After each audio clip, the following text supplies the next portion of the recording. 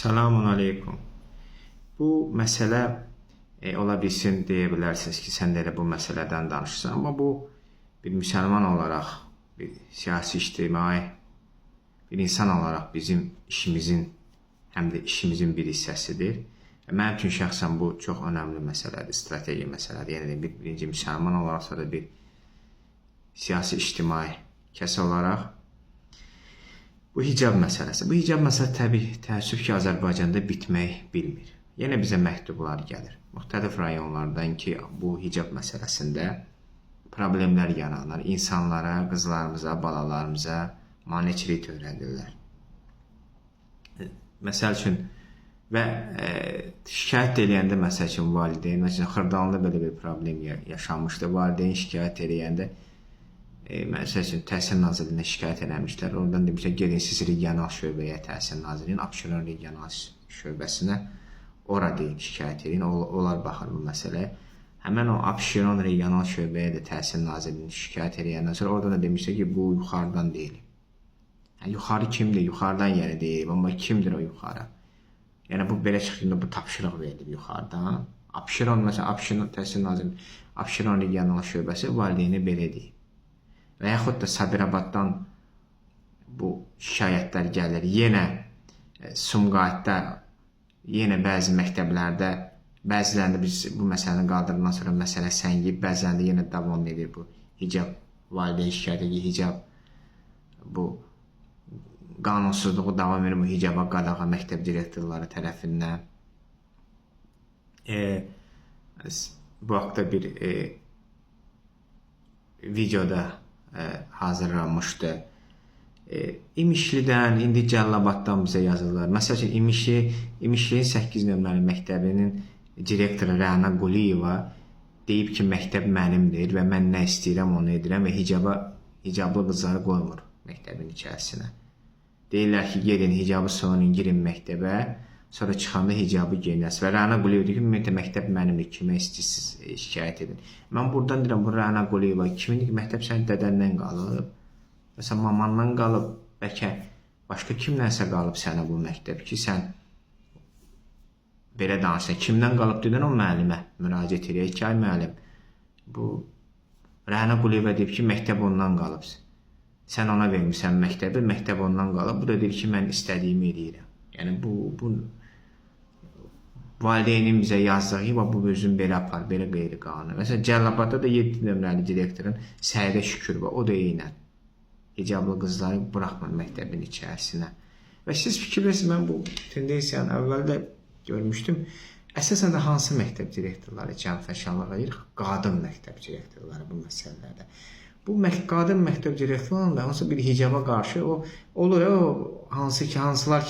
hansılarda ki, nə müsbət şey yoxdur, o müsbət şey olanlara bir paxıllıq eləyirlər, bir nifrət yaranır və əgər səlahiyyətləri varsa əllərindən bundan istifadə edir. Həmin o məktəb direktorları ondan istifadə edib, o süpürgə pulu yığan məktəb direktorları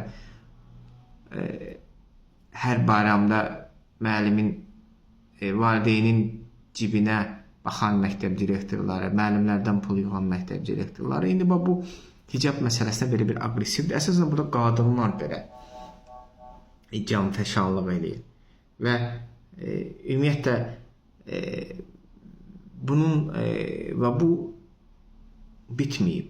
Yəni, bu bitməyənə qədər mən bu məsələni deyəcəyəm, danışacaq, qaldıracaq və sona qədər bu işin inşallah üstünə gedəcəyik. Bu hicab məsələsi həll edilməlidir. Yəni ki, Azərbaycan Respublikasının prezidentinin bir neçə il bundan qabaq Kanal Rusiyaya müsahibəsi olmuşdu. Ona da o sual vermişlər. O demiş ki, Azərbaycanda elə bir problem yoxdur. Geyinən geyinir, soyunan özü bilər. Yəni, hicab geyinən geyinir, geyməyən də geyinmir. Amma görünür prezidentin bu sözünün əksi olaraq məktəb direktorları ya öz fəaliyyətdən deyib, məsəl üçün Rəna Quliyeva ki, mən özüm bilərəm, məktəb mənimdir. Onu ki, və yaxud da necə Təhsil Nazirliyi Abşeron regional şöbəsində bir yuxarıdan sifarişdən bunu belə eləyirlər. Amma hardan, necə, kimdən gəlib açıq söyləsinlər, biz də həmən o yuxarıları deyək. Niyə belə edirlər? Niyə qaşınmayan yerdə qan çıxarırlar? Və sonda deyim, mən bu məsələni çıxış eləmişdim, bu kəlağayı, hicab, əfəsləmə və s. Sonra məlum oldu ki, bu yalan informasiya, güya jurnalistin səhvidir, amma elə deyil, heç bir jurnalistin səhvi deyildi. Hamısı eyni mətndən getmişdi və bu sadəcə olaraq o təpkini gördülər, o müqaviməti gördülər, nəbzi yoxladılar və hələlik geri çəkirdilər. Yəni müsəlmanların da toy bayram eləməsinin tərəfdarı deyiləm. Bunlar hər an yenə bu işin üstünə düşə bilərlər və rayonlarda da görür ki, bu işin üstünə düşüblər. Yəni şagirdlərə qoymurlar hicab giyməyə. Ola bilsin Bakıda həll olunub, Sumqayıtda həll olunub hansısa səviyyədə. Amma rayonlarda bu davam edir. Çünki rayon gözdən uzaqda, axı rayonda daha rahatdır, asandır belə şeylər. Yəni və rayonda yazıq əhali kimə şikayətlənəcək? Kimə şikayətlənən kimi üstünə elə gəlirlər ki, qorxudurlar, geri çəkilir. Yəni bu davam edənə qədər biz də davam edəcəyik.